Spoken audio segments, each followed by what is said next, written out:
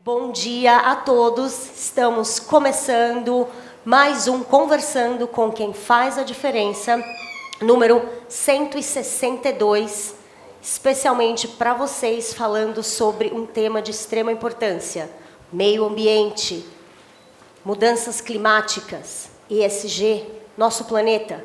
E conosco hoje temos a publisher da revista Vide Sustentabilidade, Bruna Magatti. Uma salva de palmas para a nossa editora.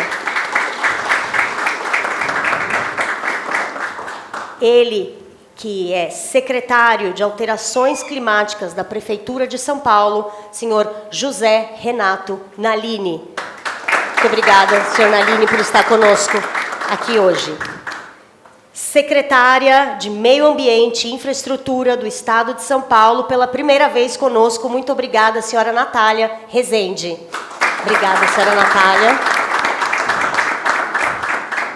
Mais uma vez conosco, Patrícia Iglesias, ela que foi secretária de Meio Ambiente e hoje é sócia da Iglesias Advogados e professora e superintendente da Faculdade de Direito da USP. Eu, Tatiana Turbian, sou presidente do Grupo Innsbruck, publisher da Vide e presidente do GCSM Mulher. Gostaria de fazer apenas uma introdução para vocês sobre como eu enxergo sobre o que nós vamos falar hoje. Então, se eu pegar este papel e eu falar para vocês que eu vou jogar fora, onde eu estou jogando esse papel? O que é fora? Onde está esse jogar fora? Fora da onde? Fora da minha casa? Fora da minha vista? Fora da onde? Eu posso sempre utilizar essa expressão, jogar fora, mas eu preciso entender mais cedo ou mais tarde que ele nunca estará fora do planeta. Não existe jogar fora. E o nosso consumo desenfreado, mais cedo ou mais tarde, nos levará à nossa extinção. É importante que a gente perceba que nós temos nas nossas mãos o poder de consumir menos. A gente fala muito sobre reciclagem, e após um pouco, eu vou dizer um pouco, porque eu sei que aqui eu tenho grandes estudiosos, longe de mim comparar o meu pouco estudo com o de vocês, mas depois de um pouco de estudo, eu percebo que a reciclagem não é a solução. Nós consumimos uma média nós jogamos no planeta uma média de 12 toneladas de plástico por minuto. Destas 12 toneladas, apenas 10%, uma média de 10% é reciclado. Então, onde está o nosso poder de mudar o planeta? A primeira coisa é mudar o nosso consumo. Nós precisamos consumir menos. São 13 milhões de celulares descartados por dia. Então, será que eu preciso trocar de celular com a forma acelerada, como eu troco? Será que eu preciso consumir tanta roupa, que são as fast fashions, como eu consumo? Então, não adianta só falar em reciclagem. Nós precisamos falar sobre o consumo, porque é o nosso consumo que está tanto transformando as mudanças climáticas. Essa é a minha introdução. Bom evento a todos. A palavra é sua, Bruna.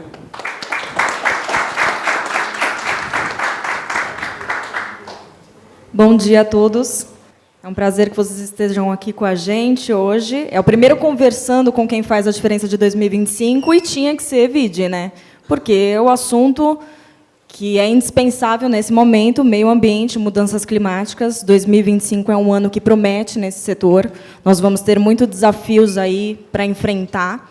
A gente tem COP30, o Brasil aí com a possibilidade de ser o protagonista desse setor. E queria começar um pouquinho com esse bate-papo, falando um pouquinho sobre isso. A Tati fez uma super introdução aqui agora, sobre isso. Lá fora, chovendo bastante. Nesse exato momento que nós estamos conversando aqui, as pessoas estão sofrendo as consequências dessas mudanças climáticas.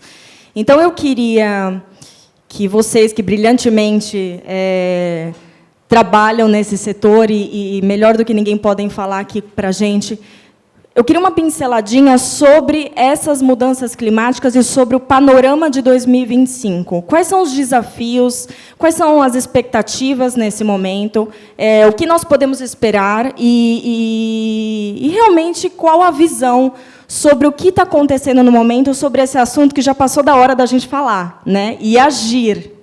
Então, eu queria que vocês, em 5 minutinhos, uma pincelada rápida para a gente começar esse papo, falasse para a gente. Bem, bom dia a todos.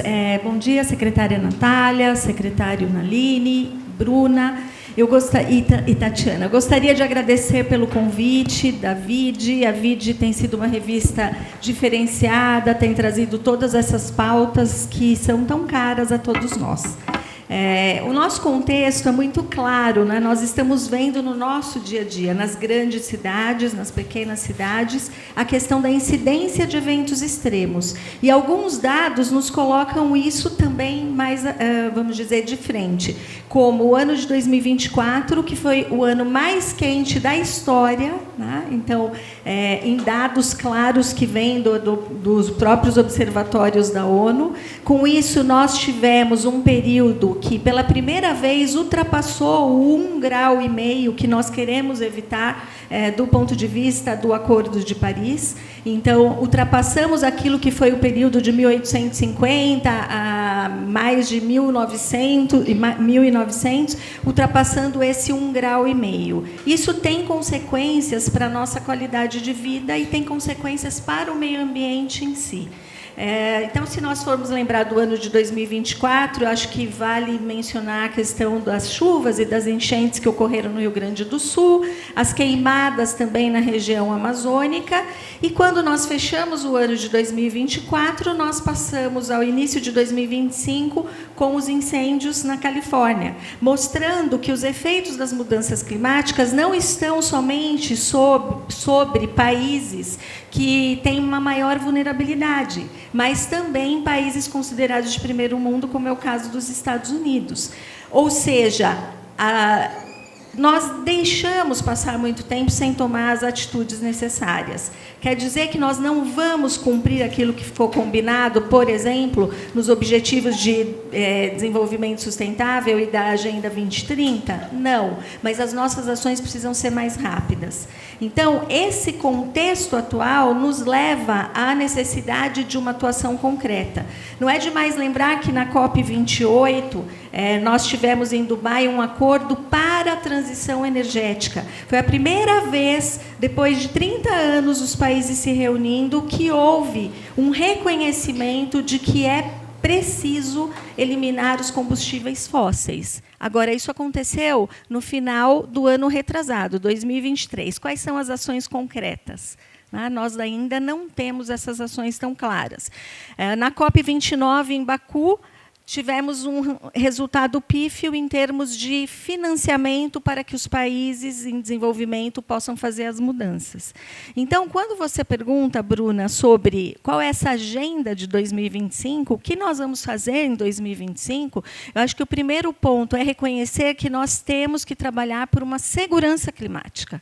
Nós temos que ter uma condição climática onde entram as ações de mitigação, as ações de tudo que precisa ser mudado do ponto de vista da nossa atividade. A Tatiana mencionou a questão do consumo, mas nós poderíamos acrescentar aqui outros elementos. E, além disso, a adaptação. Como nós estamos adaptando as comunidades, as regiões, para que elas possam lidar com a questão das mudanças climáticas.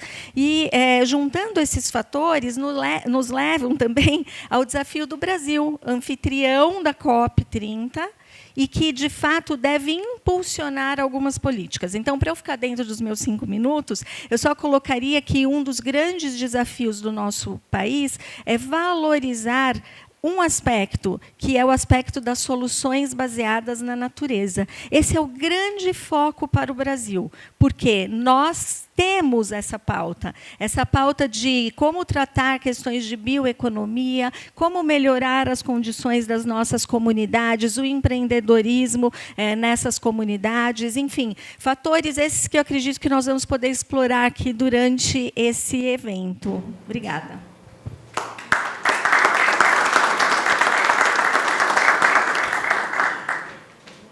Secretários, se vocês querem dar uma palavrinha. Muito bom dia a todos. É uma alegria estar aqui com a Natália, com a Patrícia, com você, Bruna, com a Tatiana, Agostinho, Maluf, todo mundo, só amigos.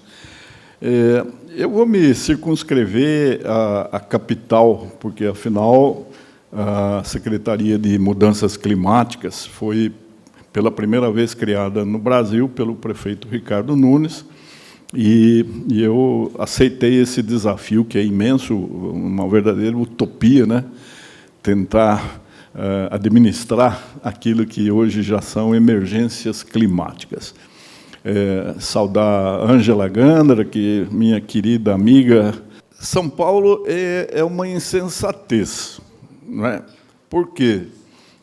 Eu costumo dizer que, quando os 4 jesuítas venceram a barreira da Serra do Mar, imagine o que foi, no século XVI, você chegar de São Vicente, Santos, sem Anchieta, sem imigrantes. Eles vieram, às vezes, engatinhando, subindo aquela selva de pedra, de selva de árvore mesmo, né?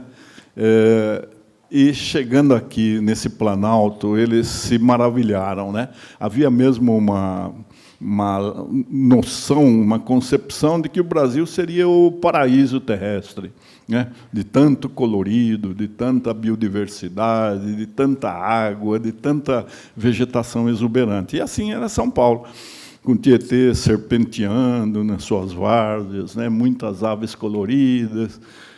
E o que nós fizemos de 1554 para cá? Nós transformamos São Paulo numa cidade que é mais apropriada para o automóvel do que para os seres humanos, né? É uma cidade impermeabilizada, não é? Onde a água, quando cai, ela não encontra espaço para se infiltrar, para reabastecer lençóis freáticos. E o que ela faz? Ela se transforma em enxurrada, correnteza, causa alagamento, inundação, desmoronamento, morte. Como corrigir erros seculares em uma gestão, não é? Então, não nos iludamos, nós temos de atacar prioridades. Isso tem sido feito em São Paulo. Nós já temos praticamente todo o território mapeado. Há mapas que aferem as vulnerabilidades geológicas, hidrológicas e sociais de cada polígono da cidade. Esses cadernos estão ainda em elaboração, mas já tem praticamente 30 prontos, não é? E nós sabemos onde nós precisamos atacar. Agora, esse trabalho não é um trabalho só do município, ele precisaria envolver toda a sociedade. Daí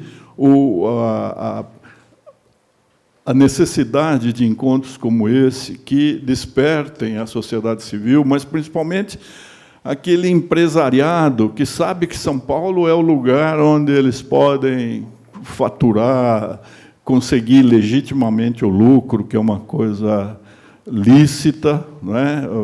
Bendita iniciativa privada, mas nós precisamos, por exemplo, convencer a poderosa construção civil, o setor de construção civil, a fazer construções baseadas na natureza, não é? Não deixar alguns centímetros de terra, não é?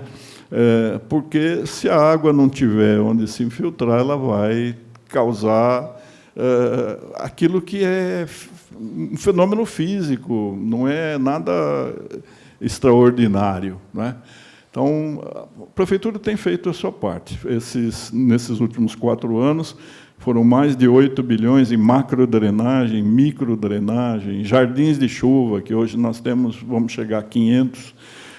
Vamos tentar voltar com as vagas verdes, fazer pequenas florestas urbanas, fazer com que haja uma conscientização de toda a sociedade, principalmente aquela que não gosta de árvore, não é? Que não quer árvore em frente à sua casa, porque a árvore quebra a calçada, a árvore deixa cair folha, tem que varrer, não é? Então, vamos pensar se nós queremos continuar a perder vidas, não é?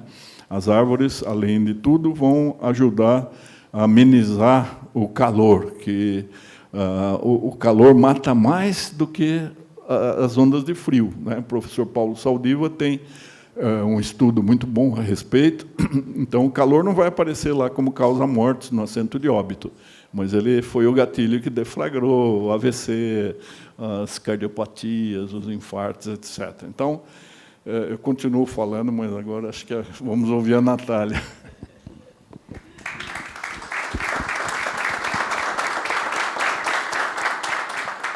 Secretária, eu sei que a gente está com um tempinho um pouquinho curto com a senhora, então eu vou fazer o seguinte, aproveitar que a senhora foi a última, eu queria já introduzir para esse assunto que o doutor Nalini seguiu, sobre Prefeitura de São Paulo. O doutor Nalini falou sobre construções, eu acredito que infraestrutura e logística caminham realmente lado a lado com as mudanças climáticas e o meio ambiente, não tem como. O Estado de São Paulo e a Prefeitura da cidade de São Paulo vem se destacando, vem mostrando grandes mudanças. O governador Tarcísio anunciou um conselho de mudanças climáticas e a cidade de São Paulo vem se mobilizando, né? O prefeito Nunes foi eleito recentemente, mas a gente já vê essa mudança aí que se tornou obrigatória nas prefeituras e nos governos do país.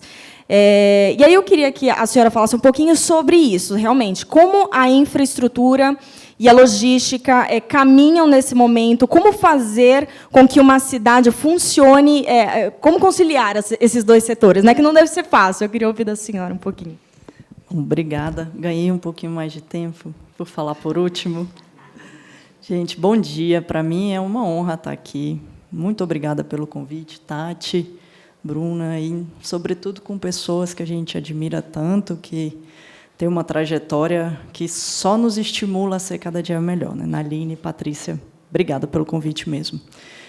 E, bom, falando um pouco aqui, até da estratégia climática do Estado de São Paulo, a gente tem um cuidado em ter uma organização, um planejamento, e algo que você falou muito bem, ação. A gente precisa agir quando a gente fala do cenário que a gente está observando, mudanças, emergências climáticas, e de ter, de fato, uma sustentabilidade observada na prática. Então, a gente fez, grosso modo, falando aqui, 2 eixos: mitigação, adaptação e resiliência. E, em cada política pública do Estado, a gente tem envidado muito esforço e muita ação para poder observar isso de uma forma concreta.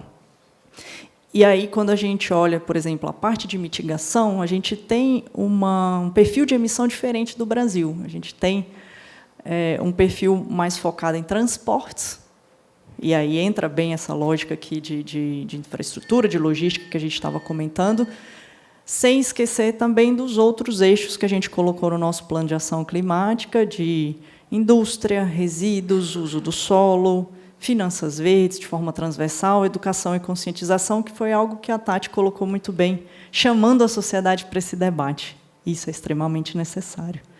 E, na parte de adaptação e resiliência também, que, ano passado, a gente abriu para consulta, para ouvir, fazer escuta ativa, e aí a gente está falando muito também em biodiversidade, zona costeira, em saúde única, segurança alimentar, tudo que a gente tem que desenvolver em conjunto para poder dar certo. E aí a governança é importante. Por isso que a gente criou tanto o Comitê de Mudanças Climáticas, e aí são todas as secretarias do Estado, juntas, de forma coordenada, porque não tem outro jeito de dar certo. Se eu vou levar saneamento, eu preciso de habitação, eu preciso da academia junto conosco para entender novas tecnologias. Eu preciso também, e daí o conselho foi criado, da sociedade civil junto, dos municípios, numa governança que a gente chama de multinível, porque ela tem que ser. A gente não consegue agir só Estado. Tem que ter município, tem que ter academia, tem que ter sociedade civil, tem que ter governo federal, tem que ter todo mundo junto, porque o meio ambiente é um só. E aí, quando a gente olha a parte de transportes, o Brasil, como um todo, ele é mais carregado no modo rodoviário. Isso é uma coisa que a gente tem que desenvolver os outros modos de transporte.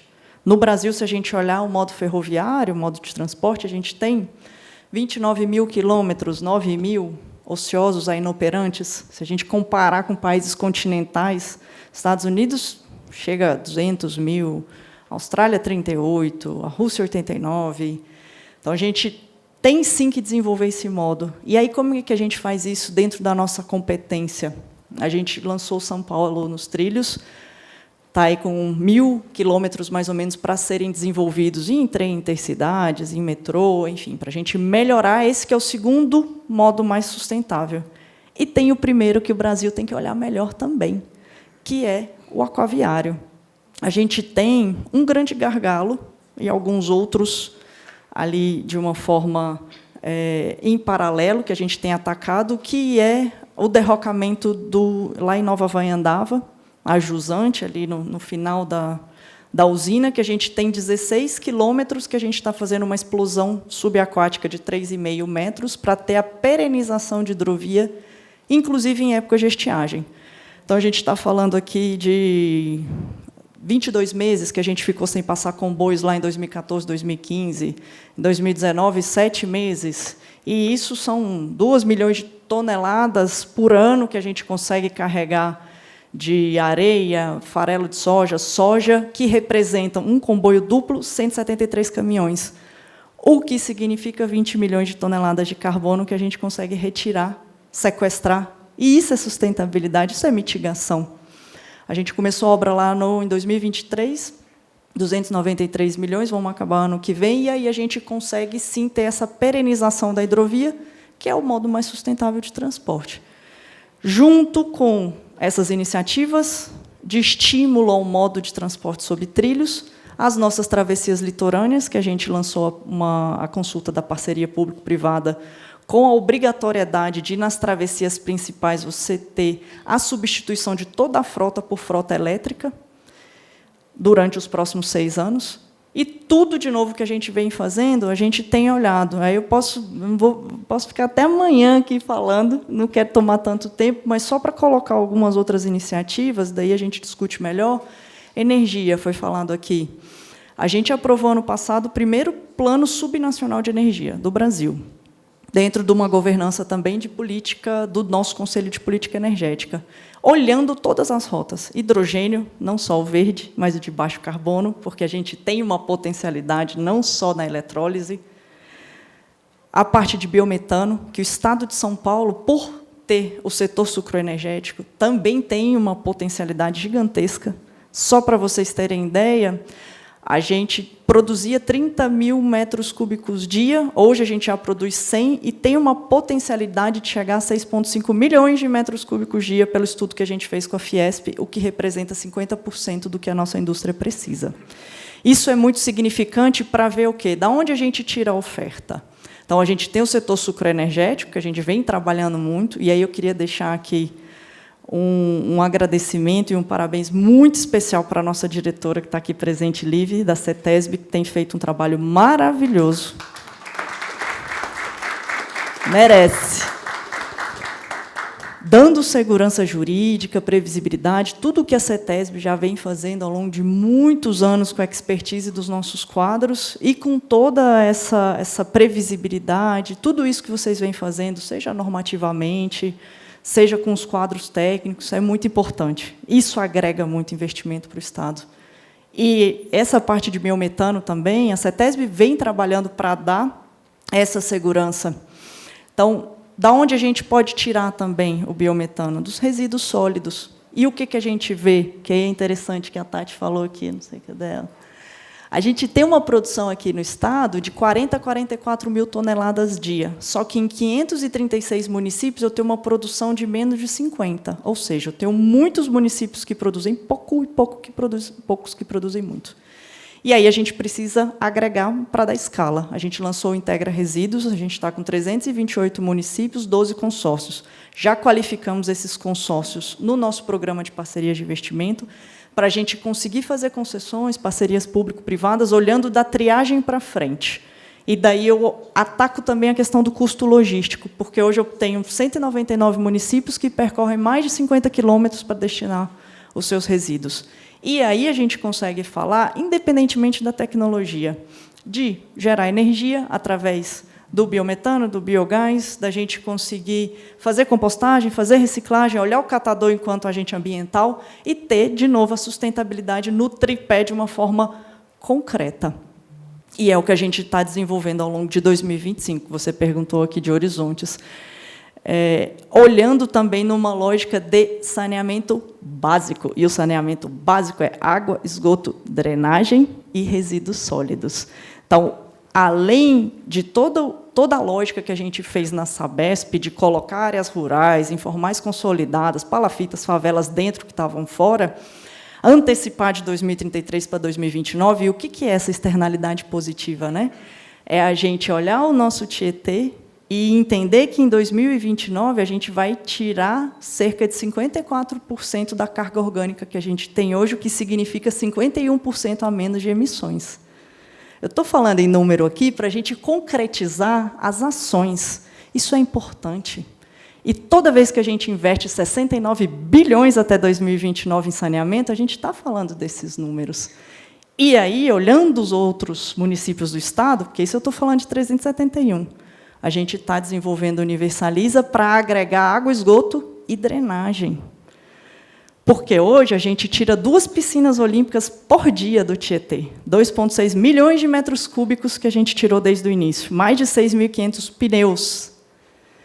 Mais de 70 mil toneladas de lixo, entre aspas, só do Pinheiros, o que representa 140 milhões de reais, que, sim, se a gente tiver essa união, essa conscientização, a gente poderia despender em outras políticas públicas. E por isso que é importante esse tipo de iniciativa, por isso que é importante a gente debater, falar de uma forma transparente, sempre com essa proposição de encontrar soluções, porque é dessa forma que a gente vai superar esses desafios que são históricos, mas que a gente está aqui para resolver. Então, obrigada de novo pelo convite, estou à disposição aqui. Obrigada, secretária. Ainda seguindo nesse assunto sobre as cidades, eu queria agora falar com o doutor Nalini, porque acho que a gente precisa, seguindo sobre essa questão das cidades, eu queria que o senhor contasse um pouquinho sobre o plano preventivo de chuvas de verão. Está chovendo lá fora, gente. Então, vamos falar sobre isso, isso é importante. Ele exige um investimento de 8 bilhões. E aí eu queria saber do senhor, como que funciona, qual é o processo desse investimento, desse projeto? Queria que o senhor contasse um pouquinho para nós. O Plano Preventivo de Chuvas de Verão é uma das atribuições da Secretaria de Mudanças Climáticas. Tem várias outras que depois eu gostaria de falar. Por exemplo, Confrota, que cuida da descarbonização, a OIDA, que é a Operação Integrada em Defesa das Águas. Fico cansando a Natália toda hora falando que eu acho que a coisa mais grave que ameaça a população de São Paulo é a questão da escassez hídrica. Mas o plano de prevenção de chuvas de verão consiste na reunião de todas as secretarias do município, mais empresas estatais, municipais, não é? Também pessoas da academia, para tentar verificar o que é que nós podemos fazer para adaptar a cidade às consequências desses fenômenos climáticos que vão se tornar cada vez mais frequentes e mais intensos, como essas chuvas dos últimos dias, não é? Então, nós envolvemos todos aqueles que podem pensar em não perder vidas. Então, a primeira preocupação é fazer com que a população saiba quando vai acontecer uma chuva muito forte, não é? Nós vimos essa última semana que a Defesa Civil conseguiu lançar um alerta e foi bastante importante, não é? Nós temos um centro de gerenciamento de emergências que gostaria de que as pessoas, os paulistanos, conhecessem, porque nós temos a impressão de estar numa NASA, numa super empresa, né? Um equipamento de vídeos, de um contato permanente da ciência com todos os satélites que estão permitindo que haja previsibilidade. Então, a previsão hoje está cada vez mais exata. Nós conseguimos saber, com 2 ou 3 dias, nós sabemos o que vai acontecer, só que, às vezes, a natureza surpreende, ela dá as respostas que não são exatamente aquelas que nós prevíamos, né? E, com isso, nós temos conseguido evitar, né? Até a semana passada eu dizia, não tivemos morte no plano de prevenção de chuvas de verão de 23 e 24. Infelizmente, aconteceram mortes. O investimento ele é feito por todas as secretarias, Secretaria de Urbanismo, Secretaria da Habitação. Eu acho que as pessoas, os paulistanos, não sabem, por exemplo, o que é que a Prefeitura de São Paulo paga em termos de alimentação diária, né? São milhares de pessoas que recebem alimentação, e o mês de janeiro, que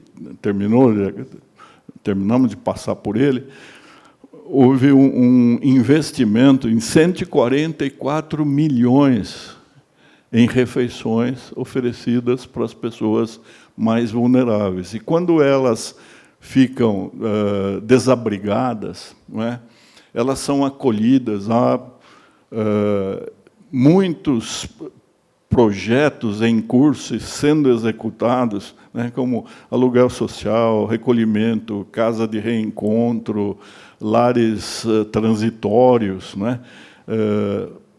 Nós temos uma infraestrutura muito preparada para receber as pessoas que tenham de ser deslocadas. É lógico que tudo isso é paliativo, não é? Porque muitas das consequências que a cidade enfrenta em relação às respostas da natureza são provocadas pela própria população, né? A Tati começou bem falando dos resíduos. Nós recolhemos 15 mil toneladas diárias de resíduos sólidos na cidade de São Paulo.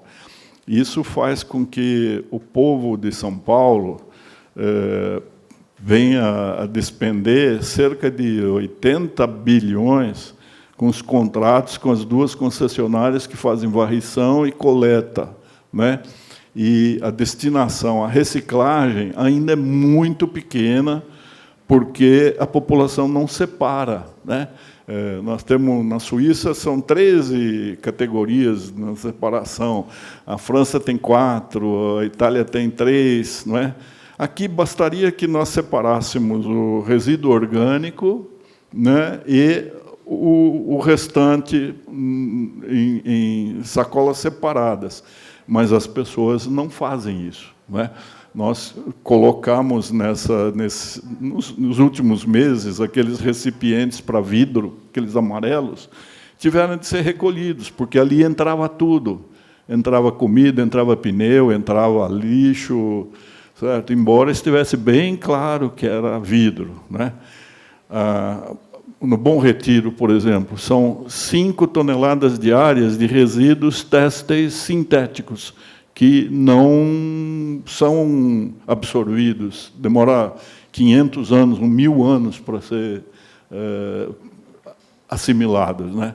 Então, nós precisamos muito de educação. Não precisa ser uma educação ecológica, uma educação, não é? Bastaria aquela educação de berço que as mães antigamente falavam, não jogue isso no chão, né?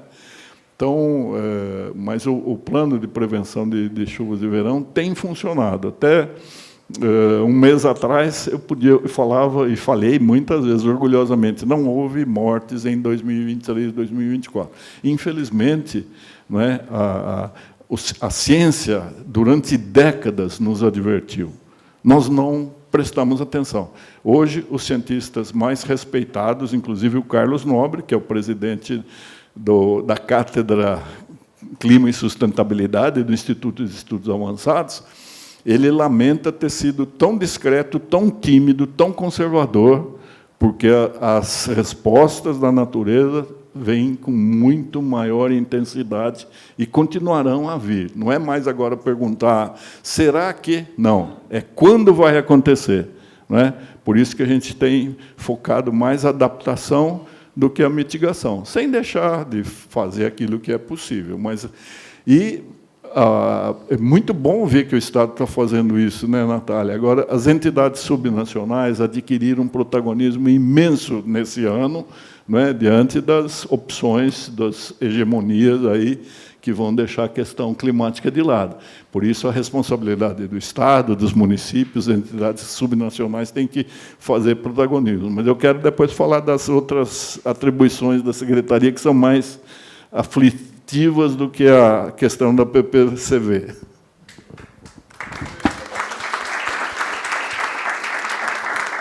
Bom, vamos lá. Doutor Naline falou sobre essa questão, né, citou Carlos Nobre, sobre essa questão de que a gente já devia ter falado sobre isso há muito tempo, já devia ter sido mais alarmante há muito tempo.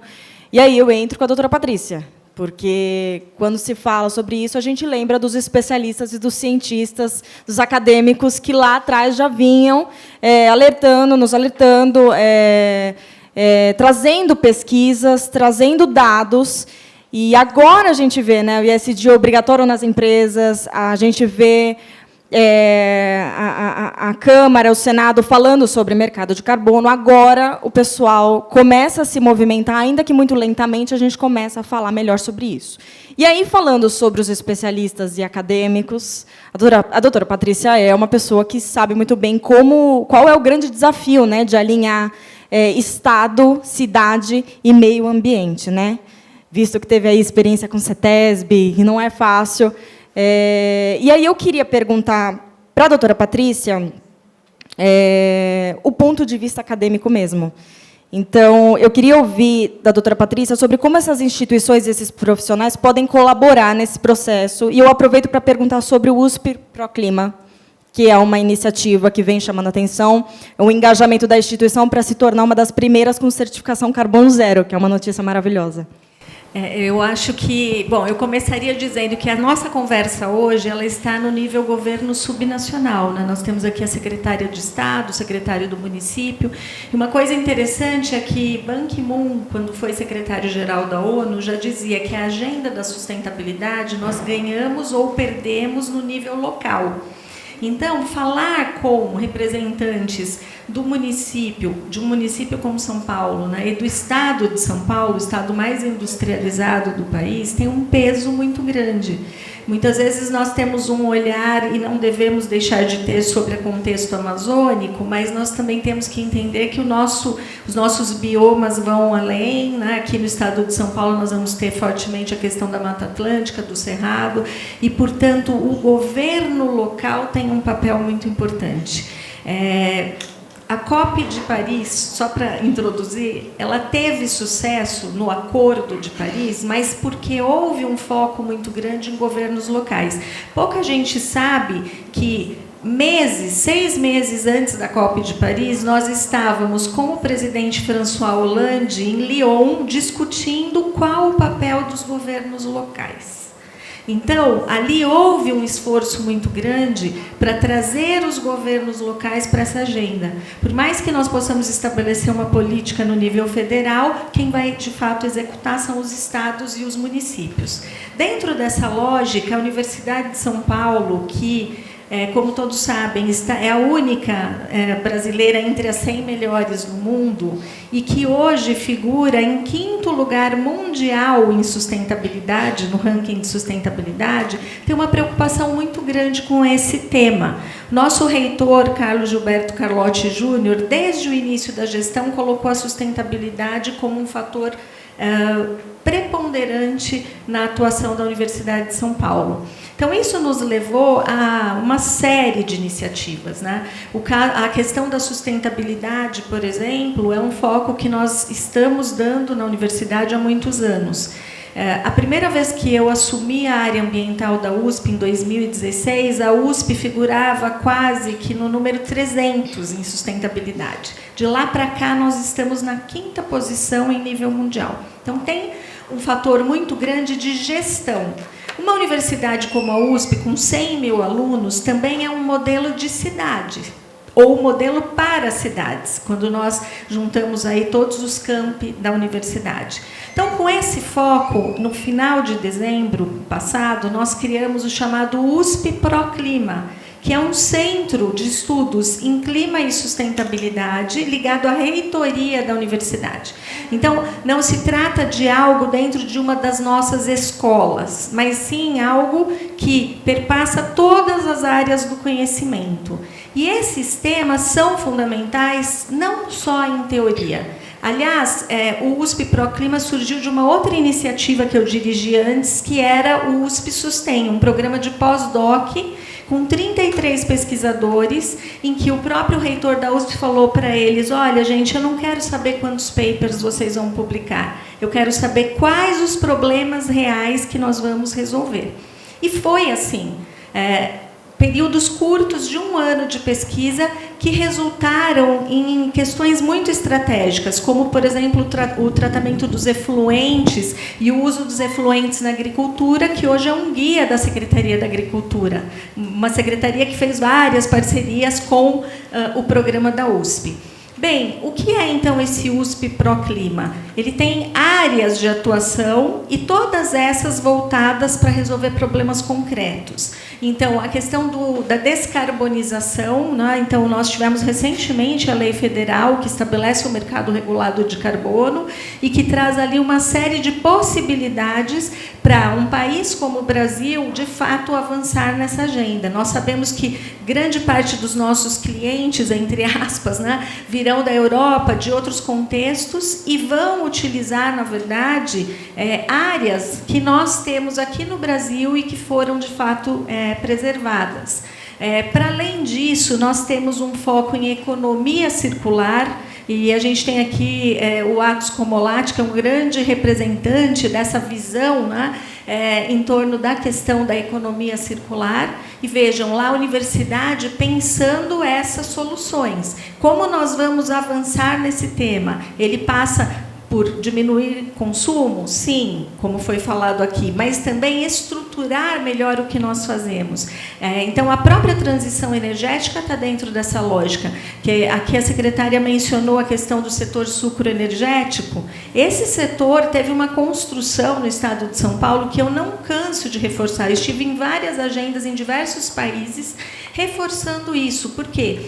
Nós tivemos de queima autorizada no nosso estado de 2007, que era 1,6 milhão de hectares, reduzindo para 0,01% em construção conjunta, com o conhecimento científico e com o próprio setor privado. Eu acredito muito nas soluções que nós possamos construir em conjunto.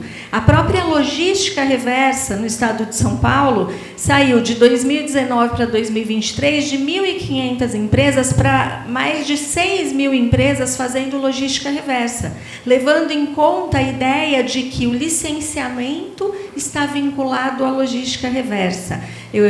Para ter licenciamento, para renovar a licença, tem que ter logística reversa para os obrigados a fazer logística reversa, claro. Então, a economia circular é um foco muito grande, não só de pesquisa, mas de soluções. Dentro dessa lógica, eu menciono o biodigestor, a usina que a USP tem, que foi licenciada na CETESB, justamente porque, à época, eu ainda na presidência, falei, olha, a academia não precisa licenciar, mas nós queremos licenciar. Nós queremos por quê? Porque nós queremos fornecer essa tecnologia para todos os municípios e outros, até de outros estados. Hoje a gente está trabalhando nessa linha. Então, essa usina, que está na cidade universitária, tem capacidade para até 40 toneladas dia de resíduos orgânicos. Qual a importância disso na prática? Que no nosso país, 50% dos resíduos são orgânicos. Se nós tivermos alternativas como essa, em que você produz energia a partir dos resíduos, você aumenta a vida útil dos aterros. Então, as questões elas estão todas entrelaçadas. Você olha os focos que nós estamos trabalhando no USP Proclima, mas com um olhar bastante amplo dessa conexão com o setor privado e com o setor governamental. Um outro foco nosso é o ESG. olhando para a questão da governança, que também foi aqui mencionada. Você tem que ter governança, transparência, né? Cada vez mais as empresas se valorizam, por quê? Porque elas têm a transparência. A partir do momento que essa transparência não vem, que a forma de gestão não aparece, que os dados não são claros, as empresas perdem espaço. Então, o exemplo que eu dei do setor sucroenergético foi isso. Foi uma construção do Estado com o setor privado, porque o setor privado também percebeu que, para exportar, ele teria que estar numa determinada condição. Então, esses elementos todos vão se entrelaçando. E o centro de pesquisa, ele vem justamente nessa ordem. O nosso co-criador do centro foi escolhido a dedo pela Universidade de São Paulo, e é a Ambipar, uma empresa de soluções ambientais, né? Nós estamos acostumados a olhar para os problemas, mas nós precisamos buscar soluções. Então, a USP trouxe a Ambipar como parceira direta do centro, e nós já estamos começando aí toda uma linha de pesquisas voltada para soluções concretas. Uma outra área nossa é justamente a prevenção de desastres e a gestão de desastres.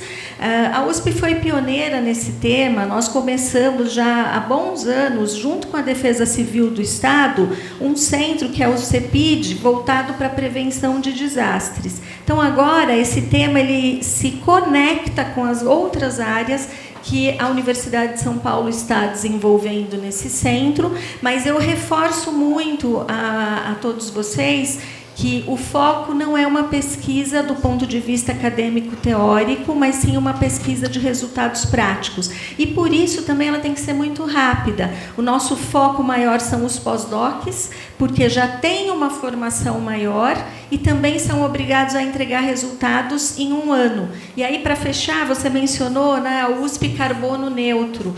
De fato, em parceria com a Ambipar, nós estamos com esse projeto de USP Carbono Neutro em 2025. Então, tudo aquilo que pode ser mitigado, nós já estamos trabalhando, a universidade vem ampliando, a energia fotovoltaica, a questão do hidrogênio, já estamos com ônibus movidos a hidrogênio na cidade universitária, né? E existe esse lado e o lado também daquilo que vai ser compensado.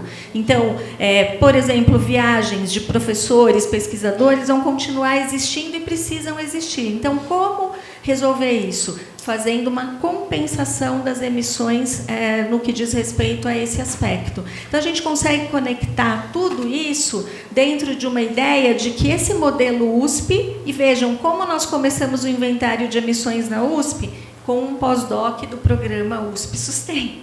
Ele é que veio coordenando tudo isso. Então, o que eu quero mostrar para vocês é que a pesquisa teórica tem o seu valor, mas que hoje, pela emergência climática, nós precisamos de soluções que possam ser implantadas rapidamente pelo setor privado, pelos governos e por nós na universidade, porque nós queremos também ser um modelo e não somente um discurso de sustentabilidade.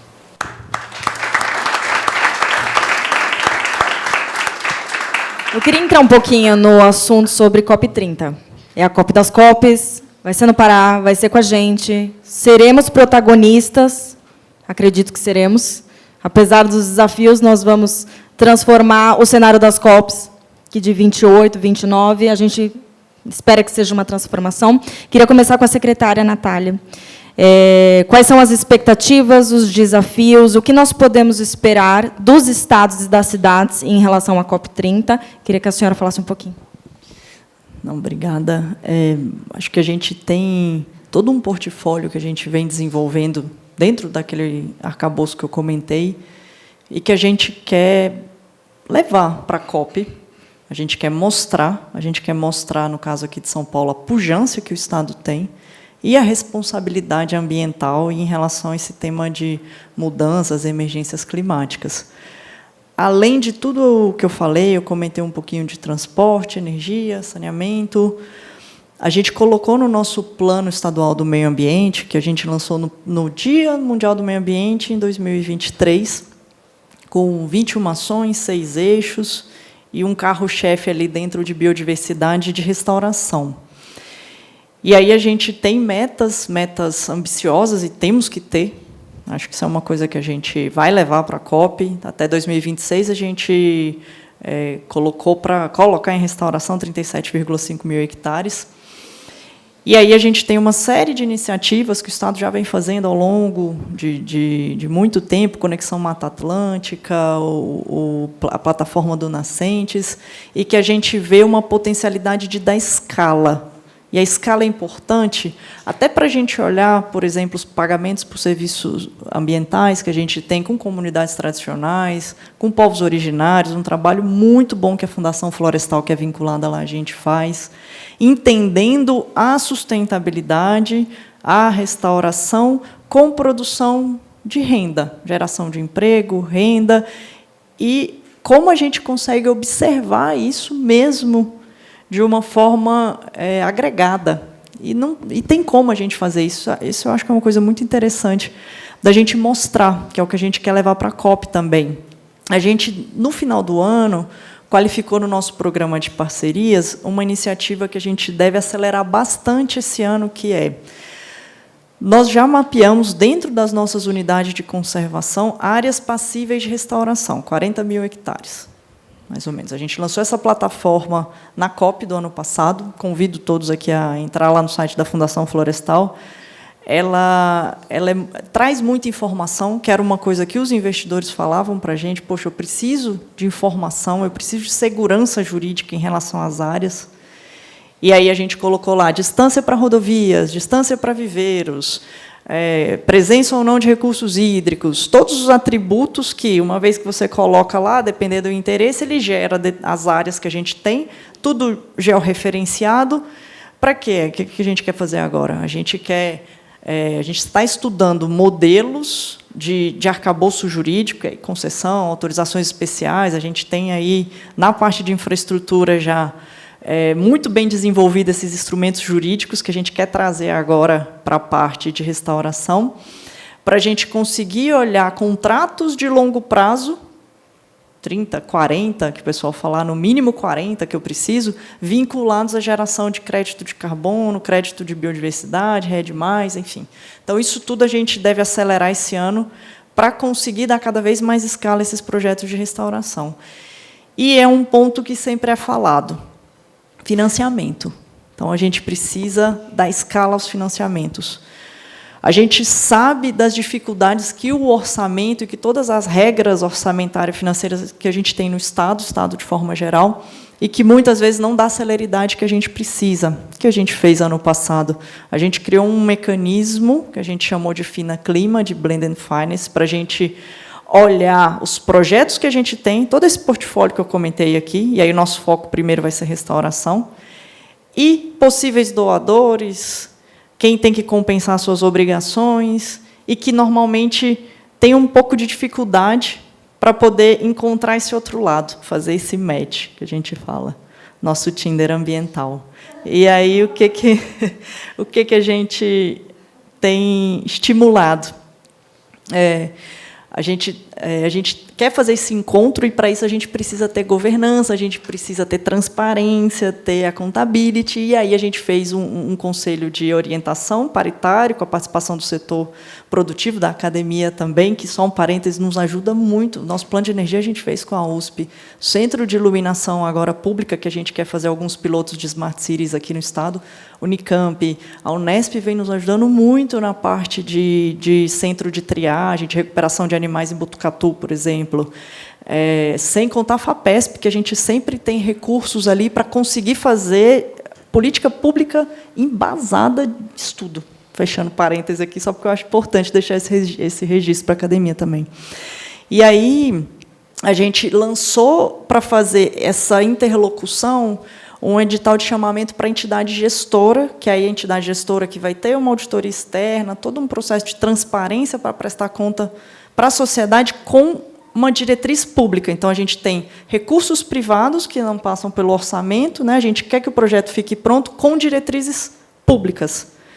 E aí a gente está no final dessa qualificação da entidade gestora, para início de abril já ter um termo de cooperação com prazo de 7 anos, para acelerar essas práticas de restauração, soluções baseadas na natureza, o que a gente viu lá na Vila Saí, cicatrizes do desastre de São Sebastião, que, a partir de tecnologia, a Ambipar foi um dos parceiros nossos, a gente conseguiu restaurar 200 hectares de uma forma rápida, com muita qualidade, juntando hidrossemeadura, uma solução baseada na natureza, com drones que o pessoal da Ambipar desenvolveu, com sementes leguminosas, com uma aderência ao solo, que permitiu com que a gente chegasse em áreas que a gente não chega com a hidrossemeadura. Então, foi uma mistura, um blend and finance, partindo de uma compensação da Tamoios nessa área, e aí a Ambipar entrou, o ICC também entrou, Sociedade Civil, com R$900 mil da Fundação Florestal em áreas que a gente conseguia fazer hidrossemeadura. E é isso que a gente quer ver mais. A gente quer dar essa escala para o Estado, a gente quer colocar pequenos produtores rurais para fazerem, sim, suas produções, fazer engorda de gado, mais com uma responsabilidade ambiental, que o programa Refloresta, que está dentro do nosso plano meio ambiente, nos possibilita, e que a gente quer, com esses mecanismos, dar cada vez mais voz, cada vez mais escala. Então, é um pouquinho do que a gente vai levar para a COP, e que a gente fique extremamente orgulhoso de ver o Estado de São Paulo ser vanguarda. É o que a gente quer, não só para o Brasil, mas para mostrar para o mundo. É isso, obrigada. Obrigada. Alô, oi. Obrigada, secretária. Vamos dar uma pausa agora de 5 minutos, porque, infelizmente, nossa estimada secretária precisa nos deixar. Então, a secretária nos deixa nesta cadeira, porém, ela será muito bem assumida pela secretária de Relações Internacionais, senhora Ângela Gandra.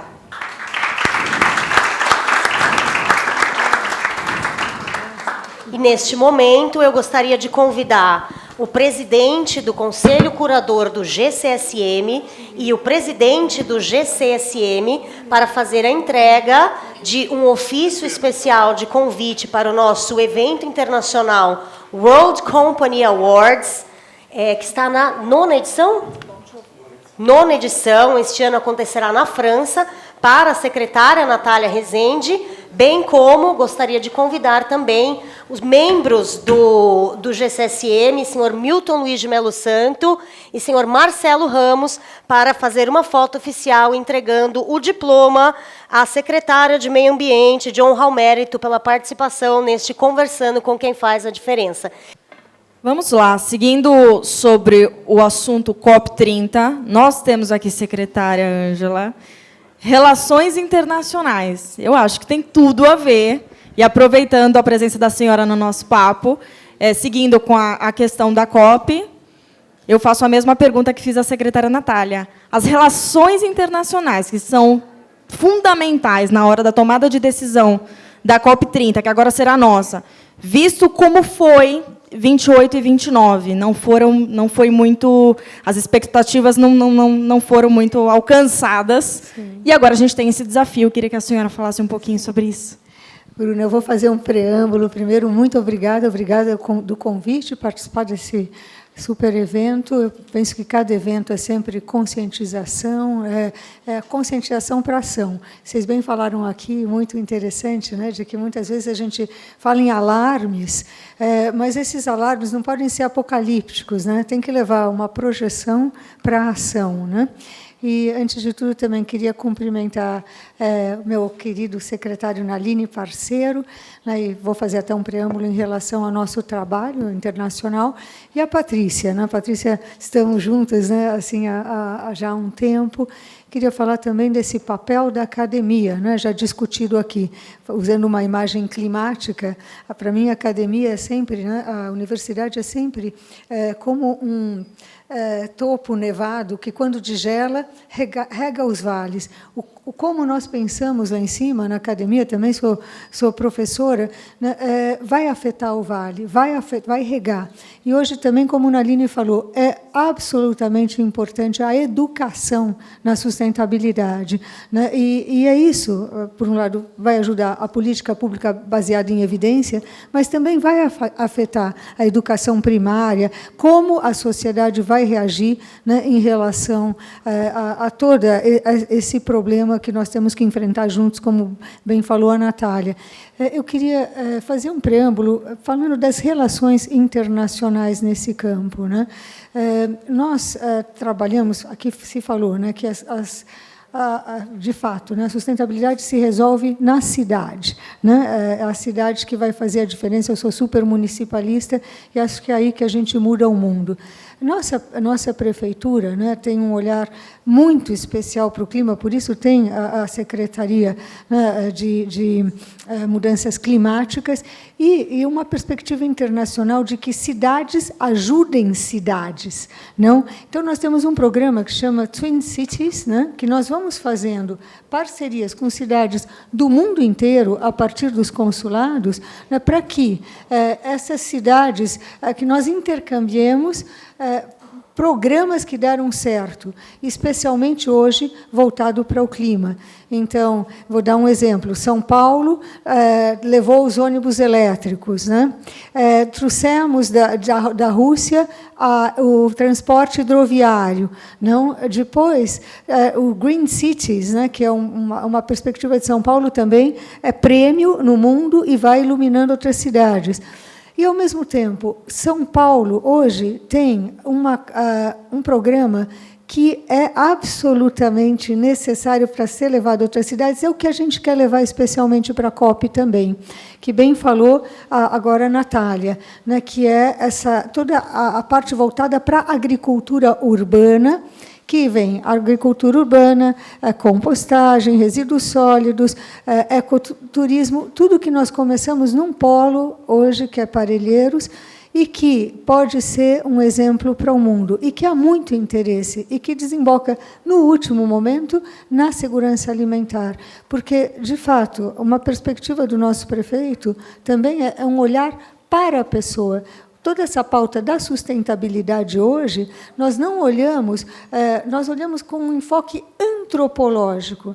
Não é a sustentabilidade de um planeta como valor absoluto, mas é o que afeta o ser humano, o que as mudanças climáticas afetam a vida do ser humano hoje, com as chuvas, por exemplo, como nós estamos falando. Então, o nosso enfoque é a pessoa.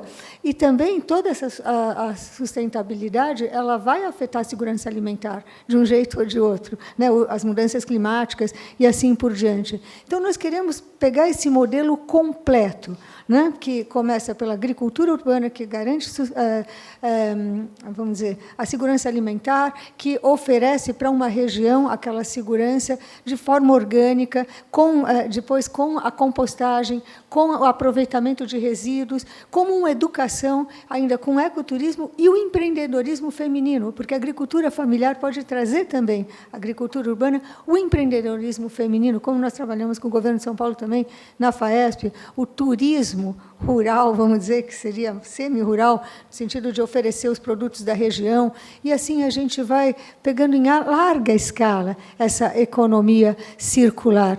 E é isso que nós queremos trazer para a COP. E nós não queremos, no sentido que já houve um comentário, São Paulo vai competir e vai trazer a COP para cá. Nós queremos fazer uma COP, como tu bem falou, pode não ter dado certo outras, mas eficiente, com pouco gasto e eficaz, que possa levar uma proposta. E como os aviões descem em São Paulo, a gente pode aproveitar, né, muitos aviões descem aqui, algo para fazer em termos de investimento, de projeção, de parcerias entre os países, que nós queremos interação entre os países, e levar tudo isso para Belém também. Nós queremos apoiar para que seja uma COP que realmente leve à ação. E, nesse sentido, nós temos falado muito que nós queremos integração. Nós tivemos agora um evento, São Paulo, Cidade de Todos os Povos. Nós queremos não só inclusão, mas integração dos países na nossa cidade. E essa integração entre as cidades, a partir de São Paulo, levada para a COP, ela vai também levar a cooperação, a contribuição de todas as cidades para a melhora da sustentabilidade do mundo. Perdão pelo tempo, obrigada. Doutor Nalini, por favor. Bem, eu acho que a Ângela já adiantou. Eu estava conversando com a Patrícia logo antes da chegada.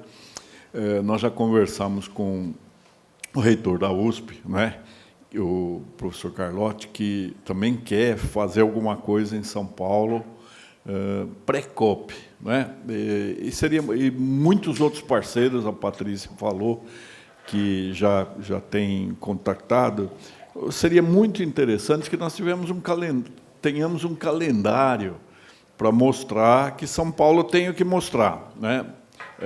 Quando, lá em Azerbaijão, nós vimos que a Turquia fez um projeto muito interessante, né? A Turquia vizinha, uma das possibilidades de chegar a Baku era descer em Istambul, foi o que eu fiz. A Turkish Air ofereceu 2 dias gratuitos na rede hoteleira de Istambul para quem ficasse 2 dias antes ou depois da COP. Eu acho que São Paulo também tem condições de fazer isso, sem querer esvaziar, colaborando com a COP de Belém, mas São Paulo tem muito o que mostrar, né?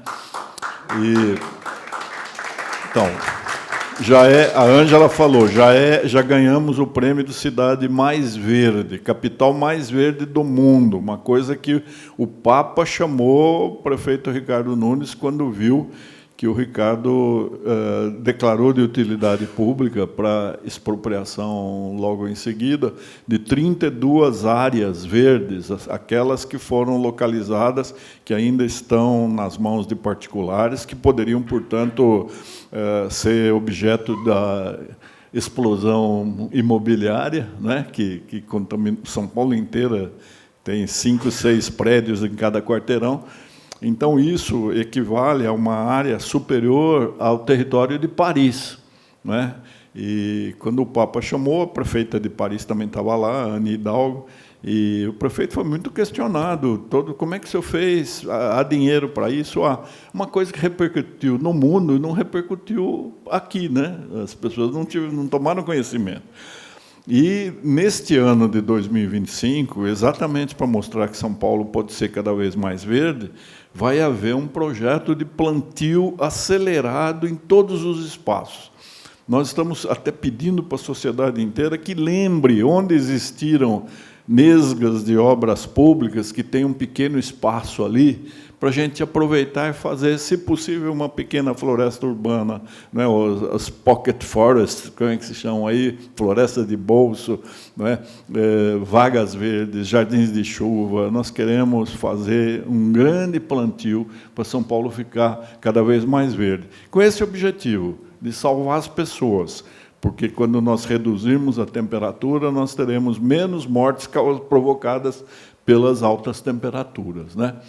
Então, eu convido todo mundo a pensar o que nós podemos fazer para mostrar que São Paulo está participando da COP, né, Patrícia?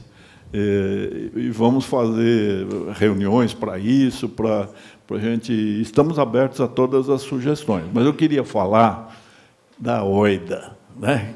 Pena que a Natália foi embora, porque ela é a parceira que eu preciso ficar sempre lembrando. O problema mais grave da população paulistana é a possibilidade de nós ficarmos sem água. Nós podemos viver sem petróleo, sem água, não. Por que eu estou falando isso? O único reservatório que abastece mais da metade da população, que é a represa do Guarapiranga, ela já perdeu 5 metros de profundidade, e ela está sendo alvo de uma invasão contínua, né, de ocupação para fins de moradia. Moradia é um direito fundamental?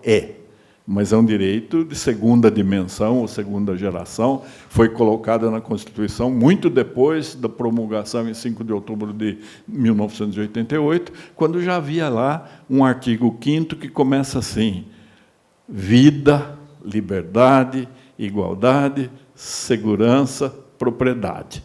São esses os direitos fundamentais. Então, a vida tem uma hierarquia muito superior à moradia.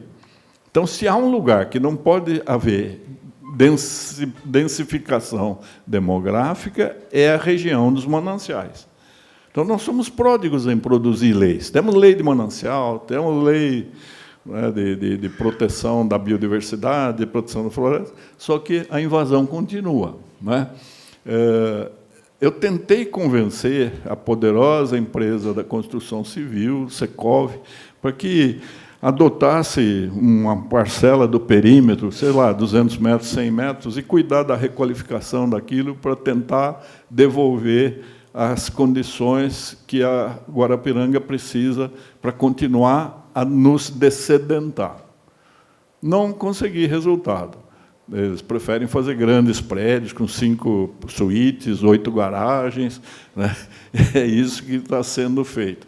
Vocês viram agora que aquela não destinação daquelas construções de interesse social, a habitação de interesse social, está dando um problema aí. Mas nós temos condições, há 5 grandes projetos em São Paulo que precisariam de financiamento internacional, e seria muito interessante que a gente chamasse a comunidade internacional a fazer aplicações.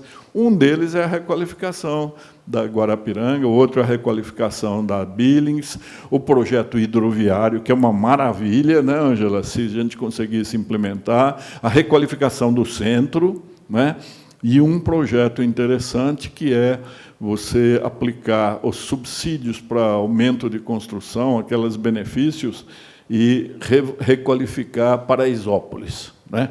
Que ali é uma coisa estranhíssima. O lado do Morumbi tem 10 graus a menos do que Paraisópolis. Paraisópolis tem 10 graus a mais, que leva à morte das pessoas, principalmente os mais vulneráveis. Mas essa OID, Operação Integrada em Defesa das Águas, é um convênio Estado e município. E nós temos a missão utópica, quase impossível, de impedir o adensamento. Só que tudo conspira contra. Quando a gente vai chegar para uma operação para eliminar o início de uma construção, já tem liminar da Justiça impedindo que se faça a demolição, né? E o pessoal que poderia ajudar nisso, né, se recusa, dizendo que ali é a área do PCC. Será que nós precisamos conviver com esse medo do PCC? PCC existe, então o Estado é insuficiente para combater? Resultado, a água da Guarapiranga, segundo o Instituto de Engenharia, ela está contaminada por coliformes fecais, porque as construções não têm, evidentemente, tratamento de esgotamento doméstico, joga fezes na água, o tratamento de água não elimina os resíduos fármacos, então, anticoagulante, antidepressivo, anticoncepcional, antibiótico, anti-tudo, fica ali na água, mais os microplásticos que têm sido encontrados até nas cirurgias cardíacas, né? Os cirurgiões mostram que o microplástico está nas nossas artérias. Então, isso que nós estamos tomando, que parece água, se não fosse essa uma latinha, mas essa água de torneira não é mais água, é uma substância que é o resultado de tratamentos químicos que nós não sabemos qual será a consequência. Mesmo essa água vai terminar. Então, eu acho que o problema mais grave de São Paulo é a escassez hídrica. Já tivemos uma, né, em 2013 e 2014, e o negacionismo fala que não, é cíclico, sabe? Só que 5 metros da represa mostram que a água está acabando. Era isso que eu queria dizer da ordem. Uma última coisa, assim como o Estado tem esses planos, a Prefeitura tem o Plan Clima, que é um plano de atuação climática no município.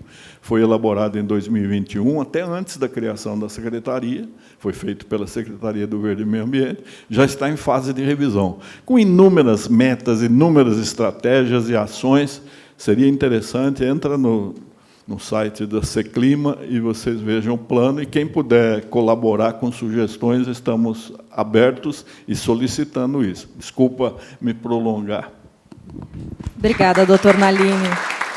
Patrícia, nós estamos nos momentos finais do nosso papo. Queria que você falasse rapidinho sobre o seu parecer sobre a COP30, até porque você estava na 29. E queria encerrar o nosso papo com uma palavra de cada um dos senhores. Em uma palavra, qual que é o grande desafio para o futuro das mudanças climáticas no Brasil e no mundo? Bem, nós vimos aqui muito do que é essa agenda local e falamos disso, né, e ouvimos do secretário Naline, da secretária Ângela, da própria Natália. Mas é muito importante lembrar que a COP é uma agenda da ONU, né, é uma COP no Brasil e não uma COP do Brasil. Isso tem uma diferença muito grande, porque uma agenda de uma conferência do clima é estabelecida com muita antecedência, ou seja, já existem os temas que vão ser discutidos durante essa agenda que nós teremos aqui no Brasil. Então, fazer o evento em São Paulo, a meu ver, é interessante, porque, de fato, as pessoas acabam vindo de fora, passando por São Paulo para poder chegar lá, ou pelo Rio. Então, conversei já com o secretário Naline, enfim, houve essa intenção da Universidade de São Paulo de receber um evento desse tipo na cidade universitária, onde nós temos uma condição muito grande de fazer algo assim, mas não podemos nos esquecer que é uma agenda internacional. Portanto, o foco dessa agenda esse ano será o financiamento climático. O que ficou definido em Baku foi insuficiente para os países em desenvolvimento avançarem naquilo que é necessário. A questão da justiça climática, nós sabemos que muitos são mais afetados por eventos extremos. E qual é o nosso olhar para essas pessoas? Nem todos vão ter o mesmo efeito. Esse é um ponto importantíssimo que vai ser discutido esse ano. E a questão da adaptação climática. Então, vejam, onde entra o protagonismo do nosso país ao receber uma agenda tão importante quanto essa?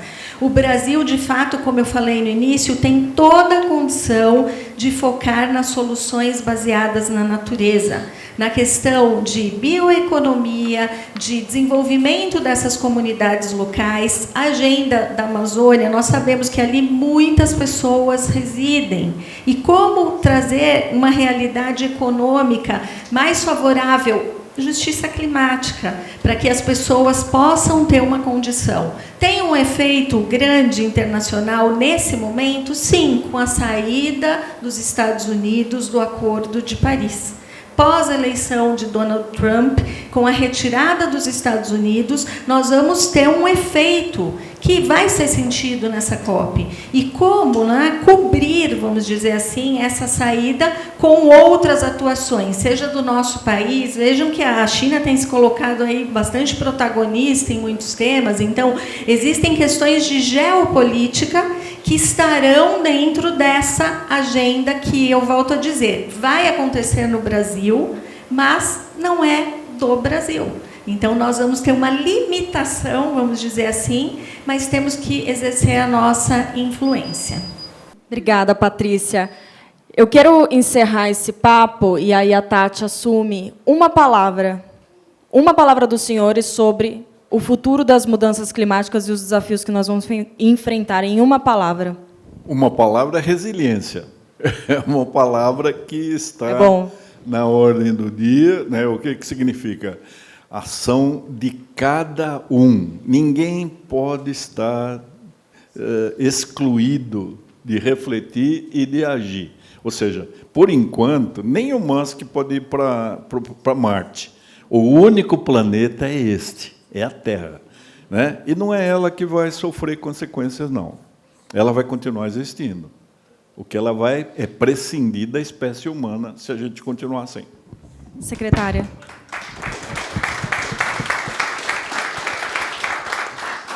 A minha palavra seria cooperação. Até eu transformaria COP em cooperação, na verdade. Porque eu penso que tem que ter uma cooperação micro e macro. Ou seja, macro no sentido de que nós queiramos, sem ideologia, sem utilitarismo, nos ajudarmos mundialmente. E a cooperação de cada pessoa. Ou seja, que eu coloque numa praça de alimentação o lixo no lugar certo, onde está escrito reciclável, porque até isso, né, nós não fazemos, discutimos teoricamente os problemas, mas não contribuímos, muitas vezes, no nível nem pessoal, nem familiar e assim por diante. Então, cooperação, cooperação. Perfeito. Obrigada, secretária. Patrícia.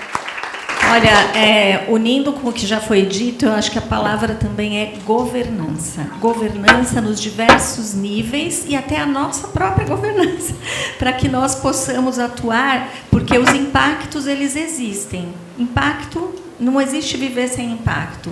Então, que nós possamos ter um impacto positivo nos diversos níveis de governança e na nossa atuação, né? Eu acho que é sempre bom lembrar que não estamos no tempo das grandes revoluções, estamos no tempo das micro-revoluções, em que cada um precisa ser uma revolução, precisa influenciar a sua, vamos dizer, esfera de atuação. É isso. Perfeito. Eu quero agradecer a presença de vocês, as palavras de vocês. Tati, a conversa foi boa, hein? Foi excelente. Né? Que agora nós temos alguns pronunciamentos, como combinado no início do evento, a gente abre a palavra para plateia, começando com a Ive Costa, da CETESB. Obrigada. Só para parabenizar mesmo, acho que assim, excelentes palavras. Eu fico muito contente de estar aqui, de poder ouvir assim especialistas, né, admirados no assunto. Acho que são essas pessoas que vão trazer o direcionamento, né?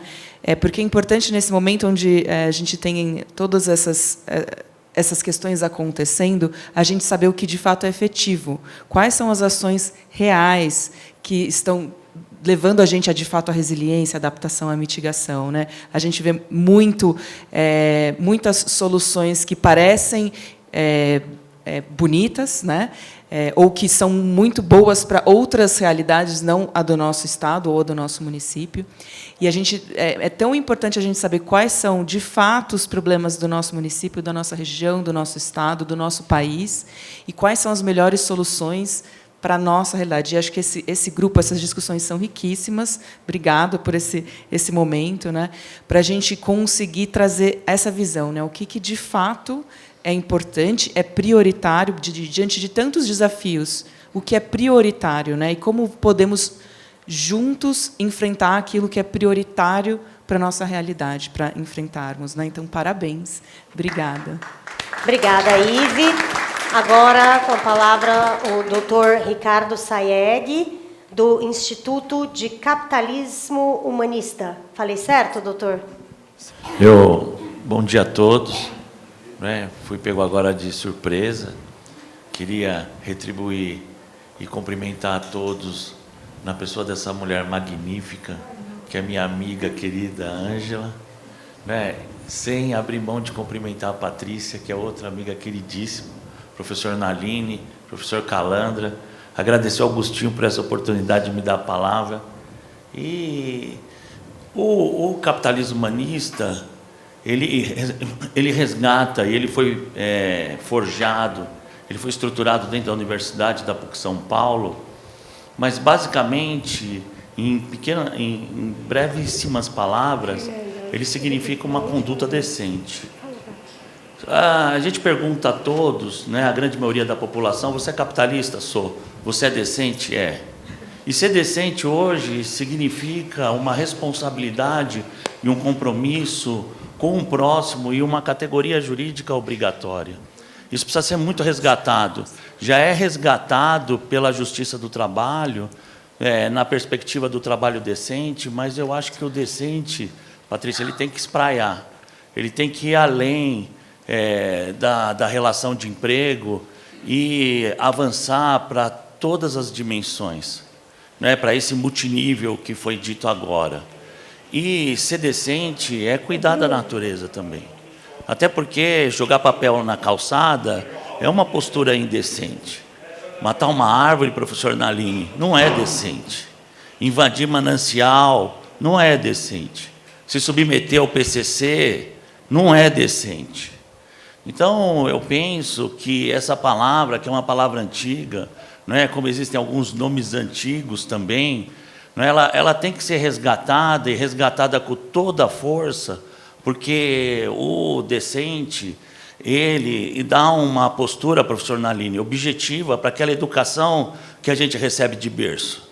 Não importa se o que teu coração sente, não é, como que a tua alma te leva, o fato é que todos têm uma obrigação objetiva de serem decentes. Eu penso dessa forma. E aí eu queria parabenizar, não é, os esforços do GCSM, que no quesito da decência, da dignidade, não é uma instituição que é uma referência. Então, Augustinho, Podestá, não é, parabéns para vocês. Muito obrigado por ter a possibilidade da palavra.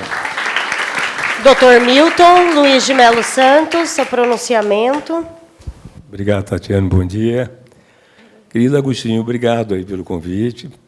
Parabenizado os demais palestrantes. Patrícia, quanto tempo que eu não lhe via, né? Parabéns. Doutor Nalini, que alegria. Eu diria para vocês que uma palavra também que eu gostaria de usar é a consciência. Nós não temos a consciência nos diversos níveis da sociedade. Falta as pessoas, elas olharem para essas questões todas e terem a consciência do quanto nós estamos fazendo mal para nós mesmos, né? Eu vi aqui depoimentos fantásticos, eu vi o doutor Nalini falar uma coisa que me surpreendeu, quando a própria justiça ela concede uma liminar para uma empresa que quer construir algo que sabe que vai fazer mal para o meio ambiente. Faltou consciência também para esse legislador, esse jurista, melhor dizendo, né? Então, eu saio daqui realmente bastante animado com o que vi, com o que eu vi, porque sou um defensor do meio ambiente. Eu atuo muito na área do fomento, do desenvolvimento, né, Agostinho? E gosto muito desse tema, e não tenho dúvida nenhuma que, se nós não fizermos nada, como você mesmo disse, o planeta Terra continua, mas nós vamos sumir, não é isso? Então, parabéns a todos vocês por esse brilhante evento, e, mais uma vez, ao GCSM, na pessoa do Agostinho, de você, Tati, que tem feito um trabalho fantástico. Obrigado. Obrigada, doutor Milton. Uma pergunta lá atrás. Agradeço ao Agostinho e a Tati. Estou representando hoje o presidente mundial de Arregala, o primeiro brasileiro que assume, não eu, sino ele, 60 países na área de gastronomia. É o doutor Celso dos Santos Silva, que é PhD em gastronomia nos Estados Unidos. Então, a reflexão, deixo essa reflexão que ele me passou há pouco. Falamos de meio ambiente e alimentação. Não adianta, para ter uma boa alimentação, tem que ter um meio ambiente harmonizado, equalizado. Então, desejo para todos muito obrigado. É um evento, como sempre, com tanta harmonização, com tanta delicadeza, com tanta força, relações internacionais, a prefeitura, mas devemos nos alimentar bem. E, para isso, o meio ambiente tem que estar harmonizado. Obrigado. Aqui, uma pergunta, JB? Bom dia a todos. Meus cumprimentos aos pronunciamentos extraordinários e retocáveis. Eu vou dizer algumas coisas óbvias, mas o óbvio só é óbvio para quem o conhece. Oséias, o profeta, diz: o meu povo foi destruído porque lhe faltou conhecimento. Falta ao nosso povo conhecimento dessa realidade. Nós precisamos divulgar, sair do campo acadêmico, do campo oficial, para a massa, para a população, para aquele que joga papel na rua, sabendo que virão as consequências. Aquilo que nós precisamos fazer é uma campanha, mas de massa, para pegar as pessoas. Eu me lembro de algum tempo em que havia uma figura criada para isto. Os que viveram mais vão se lembrar, o Sugismundo. Lembram-se? Se entregaram. que censurava aquele que jogava papel na rua, que fazia coisas erradas. Está faltando uma nova campanha, de apontarmos novos surgismundos, de colocarmos o dedo na ferida e o dedo no nariz de cada um, inclusive no nosso próprio nariz. Se nós jogamos 15 toneladas de lixo na cidade de São Paulo por dia, imagine o que isso significa. E uma outra coisa, esse lixo, como todos sabem, é outra obviedade, é rico. Poderia ser reaproveitado. Falta conscientização também para isso. Nós estamos prejudicando e jogando dinheiro fora. Finalizo com uma palavra que você havia pedido. Conscientização. Conhecimento, informação, massificação da informação e do conhecimento. Muito obrigado. Obrigada, JB. Da voz do JB parece que é até mais gostoso ouvir, né, essas informações. Muito obrigada, JB. Mas alguma pergunta para os nossos participantes aí atrás? Oi, tudo bem? Eu sou o Lucas, eu sou advogado. Eu me formei na USP, onde a professora dá aula, e a Angela e o Dr. José também estudaram. Em face dessa crise climática sem precedentes na história da humanidade, muitas cidades ao redor do mundo estão executando projetos para reestruturar completamente a estrutura urbana das suas cidades. Por exemplo, na China, tem engenheiros e arquitetos que estão executando a ideia das cidades esponja, na qual, basicamente, você implementa áreas verdes para poder absorver a água dos rios que enchem, as chuvas. Em Nova York, eles estão querendo transformar a Quinta Avenida, a Fifth Avenue, em um boulevard verde. Medellín, na Colômbia, tem os corredores verdes, que diminuem a temperatura nos dias muito quentes. E a minha dúvida é a seguinte: São Paulo tem entre 300 e 500 rios que são cobertos pelo asfalto. E o senhor, Dr. José, havia mencionado a questão de que tem muitos prédios que são construídos perto de mananciais. Isso é péssimo. A minha pergunta, por acaso, existe alguma cogitação de tentar fazer um novo plano urbano de grandes proporções? Porque o último grande plano, o maior de todos, foi há mais de 100 anos, que foi o plano do Prestes Maia. Minha dúvida seria se existe a tentativa de fazer um outro plano para estruturar completamente a cidade e focar nesses rios que poderiam solucionar muitos problemas, como as enchentes catastróficas que a gente vem presenciando nas últimas semanas. Obrigado a todos. Eu mencionei, não pude expor com minudências aí, o plano hidroviário. É um plano que, executado, ele vai ser um case mundial, vai deixar São Paulo ganhar todos os prêmios internacionais, né? Porque talvez o nome não represente a amplitude a abrangência desse projeto, que é fazer com que a água faça parte da cidade, né? Nós, por um erro histórico, nós ignoramos a água, nós sacrificamos a água. Nós, sob argumento de retificar o Tietê, nós matamos o Tietê, ele não é um rio mais, né? Então, esse plano ele faz com que a cidade passe a conviver com as águas. Então, há uma requalificação de todas as margens, como as cidades mais adiantadas fazem. Paris com o Sena, Londres com o Tamisa, todas as cidades, o Danúbio, o Pó, Moldávia, todos esses grandes rios, né? É um plano que vale a pena ser conhecido, porque ele vai transformar o relacionamento do paulistano com as suas águas.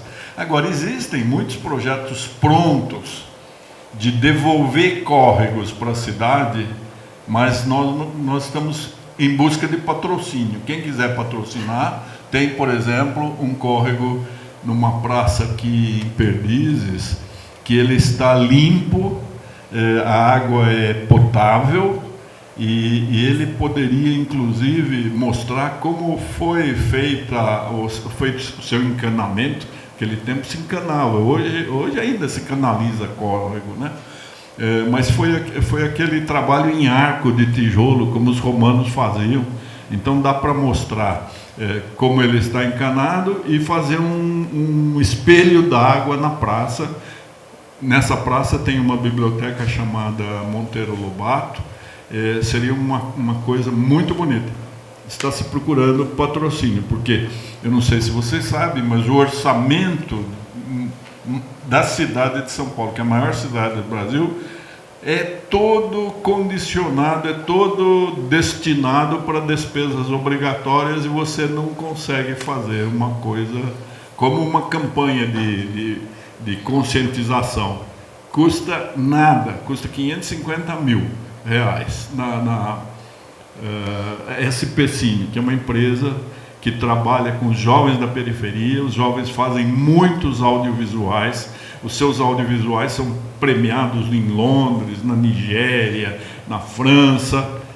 Nós não conseguimos patrocínio para R$550 mil para fazer um recrutamento, um grande concurso para selecionar 30 jovens que farão imersão de 30 dias aprendendo a fazer melhor os seus filminhos com um celular, mas também conhecerão as questões climáticas para poder depois fazer campanhas de conscientização de toda a população. Então são esses paradoxos, né? Uma cidade que tem um enorme orçamento e não tem rubrica para fazer essas coisas pequenas que seriam bastante interessantes. Há outros córregos que podem ser devolvidos à cidade. Aliás, eu tenho dito com muita frequência que nós precisamos devolver à natureza aquilo que subtraímos dela. E agora ela está cobrando, né? Do jeito que ela sabe. Eu acho que, a propósito desse tema, vale mencionar duas iniciativas nas quais eu trabalhei durante esses anos de trabalho mais público, né? Então, a primeira foi o programa Nascentes, que nós criamos em 2015 por conta da crise hídrica. Veja que ali não há um recurso público sendo empregado, mas simplesmente uma conexão de interesses. Então, de um lado, um banco de devedores de compensações ambientais em licenciamento, e de outro lado, proprietários que aceitariam o plantio na sua área, no entorno das nascentes e dos cursos hídricos. E por que isso? Porque essa mata ciliar é que traz uma proteção contra a erosão e contra vários fatores que prejudicam o curso d'água. Nós estávamos em 2015 com essa situação bastante drástica no nosso estado, acho que todos vão lembrar, e o fato é que criamos esse programa no governo Geraldo Alckmin, ali, então, colocando um critério que a gente chama de adicionalidade. Por quê? Quem era proprietário e teria que ter essa área em ordem não poderia ter um benefício simplesmente por não ter cumprido a lei. Então, a adicionalidade foi de tempo. Ao invés de você fazer o replantio em 20 anos, você é obrigado a fazer em 3 anos. Então, esse programa ele tem hoje mais de 50 milhões de mudas plantadas no nosso estado em torno dos cursos d'água. E o aporte de água é muito grande. Nós tivemos casos de proprietários que permitiram uma área até maior do que eles eram obrigados a fazer. Então, eu penso, usando esse, vamos dizer, modelo, que nós temos que pensar, trazer soluções com criatividade, porque o programa Nascentes não usou R$1 de dinheiro público. Simplesmente isso. Só conectou essas pontas. E, por outro lado, eu mencionaria o programa do Rio Pinheiros, porque nós tivemos também, no período em que eu presidi a CETESB, 4 anos acompanhando essa, vamos dizer assim, recuperação do rio, num aspecto que, para mim, é fundamental. É o que eu chamo de reapropriação dessas áreas, porque nós fomos levados a virar as costas para o rio, como o Naline bem colocou. Mas é preciso fazer essa reapropriação, essa aproximação das pessoas que vivem numa cidade de um curso d'água como Pinheiros. E o que resultou em sucesso ali, vejam, não era o problema da área industrial. Os sedimentos retirados do rio pela CETESB, está aqui a diretora Lívia atual, eles não tinham esses poluentes químicos que vêm da indústria. O problema é um problema de saneamento. E como você não conseguiria colocar vamos dizer, todo o sistema de coleta em comunidades, principalmente nos locais de ocupação irregular, foi feito um trabalho nos tributários do rio, ou seja, nos afluentes do rio, com pequenas centrais de tratamento, para que a água já chegue tratada. Então, existem soluções, elas precisam ser pensadas. Eu coloco aqui, mais uma vez, o papel da academia, né, auxiliando para que essas soluções criativas, muitas vezes, possam ser implementadas em cidades como São Paulo e possam ser modelos para outras cidades também, maiores ou menores, mais ou menos industrializadas, né? Esse foco, a meu ver, é bem relevante. Obrigada, Lucas. Queria complementar, Lucas, que nós temos esse foco, principalmente também da nossa secretaria, né, de trazer, né, em cooperação internacional, esses transportes hidroviários mais aprimorados ainda, né, e com uma pegada que eu acho interessante também, né, de antropológica até. Tu falaste da água e desse relacionamento do ser humano com a água, né?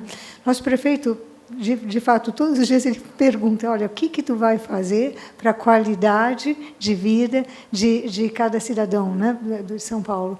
E uma das coisas, em relação à própria água e esse transporte, é que esse tipo de transporte pode fazer muito bem para o ser humano, né? Porque é um transporte, a gente vai tentar fazer, de fato, barato, e já tem um plano, vai ter surpresas aí, né?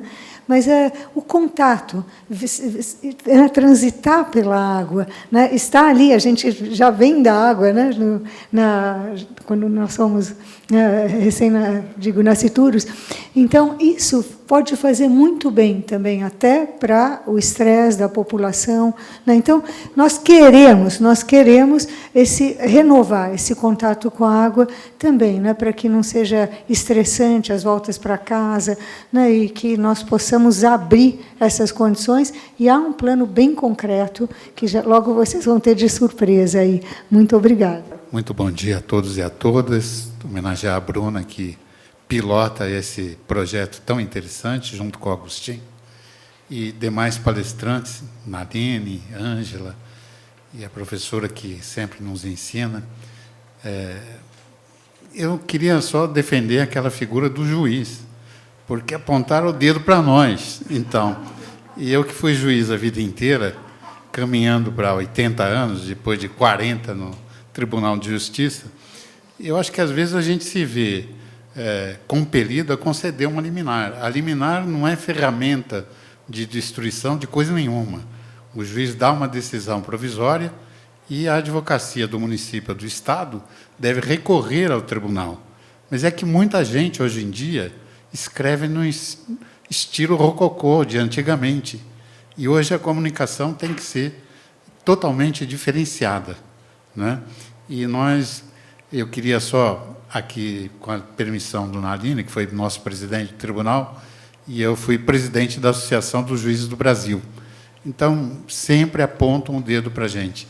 Eu era juiz na Vara de Fazenda Pública, e o Nadine também, e eu me lembro de um certo episódio que chegou um grupo do metrô, parecia os 10 homens da mala preta, todo mundo de terno, gravata. Eu era um moleque, eu tinha 30 e poucos anos, pedindo a demolição de um prédio na Líbero Badaró, que o prédio estava com problemas na estrutura, problema de recalque diferencial, e que era preciso demolir imediatamente o prédio inteiro, esvaziar o prédio para ninguém morrer.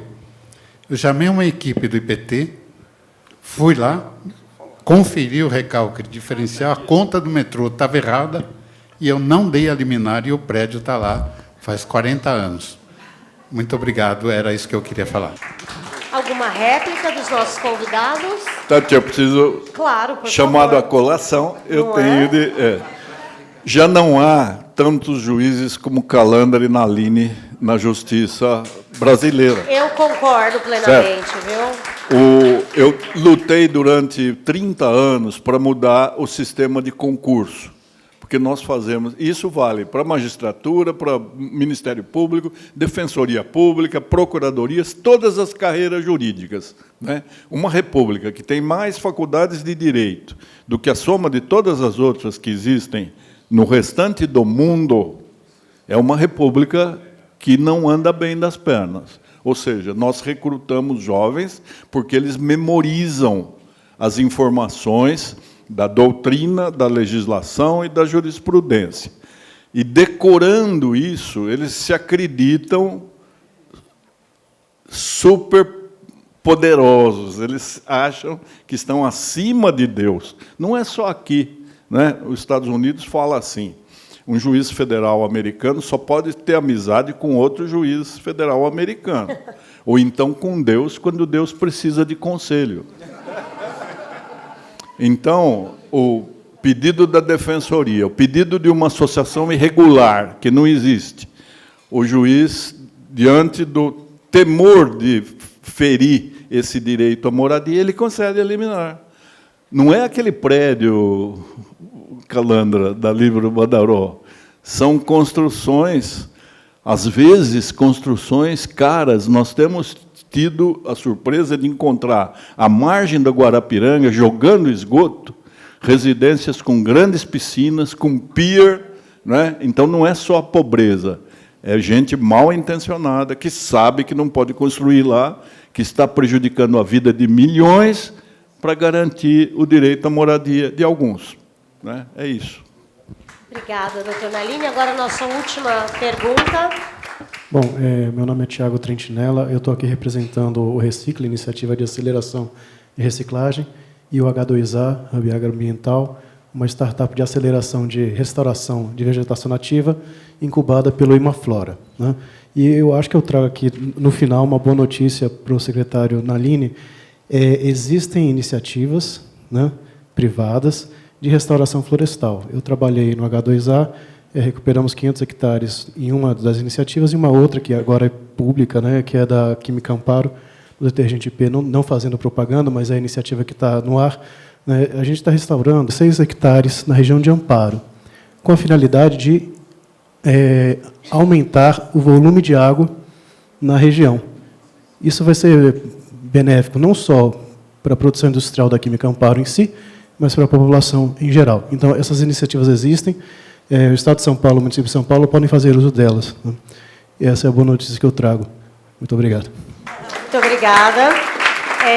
Thaís, antes de encerrarmos, eu vou pedir para você entregar o microfone para o senhor Rafael Castilho, da OMA Ativos Ambientais, ali. O senhor Rafael e a OMA nos entregou este certificado. Então, o nosso evento é um evento que recebeu um certificado, que eu vou pedir para que o senhor Rafael explique, mas é um certificado de compensação de carbono, né? Além do nosso evento, vocês podem olhar em volta, o nosso evento é um evento de plástico zero. Então, essa é uma iniciativa que, ainda pequena, porém inicial, né? Eu acho que daí está a palavra iniciativa, né? Eu acho que, se você quer criar um mundo melhor, comece dentro de casa. Então, seja a mudança que você quer ser no mundo. Então, senhor Rafael, se eu puder explicar como que funciona, e, antes de mais nada, obrigada por ter nos emitido esse certificado. Obrigado, bom dia a todas, a todos. Então, meu nome é Rafael Castilho, atualmente diretor de ESG da OMA Ativos Ambientais. A equipe da OMA também está aqui representada pela nossa diretora técnica, a doutora Fernanda Wasner, e pelo nosso coordenador de projetos, Rodolfo Oliveira. E, primeiro, agradecer aí a grande oportunidade de estar aqui neste evento, parabenizar os nossos palestrantes, a nossa mediadora, e que, trazendo uma perspectiva da proatividade, né, da concretude de ações relacionadas à sustentabilidade. A OMA Ativos Ambientais é uma empresa que desenvolve projetos de ativos ambientais, como créditos de carbono, créditos de plástico, e também soluções de sustentabilidade corporativa. E, neste evento, como grandes parceiros, nós temos uma iniciativa de uma plataforma tecnológica que faz o cálculo de emissões de carbono, inventariando emissões de gases do efeito estufa, que foi utilizada, que essa iniciativa se chama IBIOMA, foi utilizada para este evento. Então, toda a questão de infraestrutura, equipe, equipamentos, fatores emissores de gases de efeito estufa deste evento, nós contabilizamos, nós fizemos as simulações, nós fizemos os cálculos das emissões, assim como também toda a movimentação de pessoas, né, de todos vocês que estão aqui. Nós também coletamos essas informações, analisamos essas informações, e, a partir disso, a gente conseguiu fazer o cálculo das emissões deste evento e a neutralização, a compensação dessas emissões por meio de créditos de carbono, de um projeto chamado Projeto Envira Amazônia, um projeto no Acre, que tem créditos de carbono que foram utilizados para a neutralização deste evento. Então, o certificado é o certificado internacional de compensação, de aposentadoria desses créditos, com toda a rastreabilidade, não só da emissão dos créditos, mas também da aposentadoria dos mesmos, na perspectiva de compensar esse evento. Então, gostaria de agradecer a oportunidade de estarmos aqui, contribuirmos de forma concreta em um evento que está discutindo sustentabilidade, economia sustentável, economia circular, e poder efetivamente contribuir de uma forma ativa e proativa com esta iniciativa. Muito obrigado. Obrigada, senhor Rafael. Gostaria de agradecer a presença da secretária Ângela conosco. Muito obrigada. Obrigada, secretário José Renato Nalini, mais uma vez está conosco já, acho que perdi a conta de quantos eventos já esteve conosco há tantos anos, nos dando a honra da vossa ilustre presença. Obrigada, Patrícia, por ter trazido o seu conhecimento tão importante sobre sustentabilidade e o meio ambiente para agregar ao nosso debate. Obrigada, Bruna, por ter moderado esse debate tão rico, e obrigada por trazer cada vez mais conteúdo de qualidade para a revista Vide. Peço a todos que as fotos coloquem hashtag, marquem o Mundo Vide, que é a nossa rede no Instagram. Para nós é importante que vocês nos deem cada vez mais visibilidade, afinal, sustentabilidade ainda não é o tema favorito das pessoas, tá? O tema é um tema difícil de trazer para a mesa de debates, então peço a colaboração de vocês, lembrando que o poder ainda está nas nossas mãos, acreditem, não é fácil, mas nós temos esse poder. Todo consumo gera resíduos, todos nós geramos lixo, então continuarei batendo na tecla da minha introdução, da minha fala inicial. Moderem o consumo, prestem atenção às empresas às quais vocês consomem, porque realmente o poder está nas nossas mãos e juntos nós somos mais fortes. Então, vamos nos unir e vamos pensar no coletivo e não somente no que interessa para nós. Agora eu gostaria de convidar o senhor Agostinho, mais uma vez, gostaria de convidar os membros do GCSM, presidente do Conselho Curador, José de Podestá, senhor Milton Luiz de Melo Santos, senhor Marcelo Ramos, para entregar os ofícios, para convidar Patrícia Iglesias, secretária, e o secretária Ângela e o secretário José Renato Nalini para participarem oficialmente conosco da 9ª edição do World Company Awards, que este ano acontecerá num castelo fretado só para nós, na França, e entregar a vocês também o diploma de honra ao mérito pela presença neste evento. A todos vocês, convidados, muito obrigada, e não se esqueça, o poder está nas nossas mãos.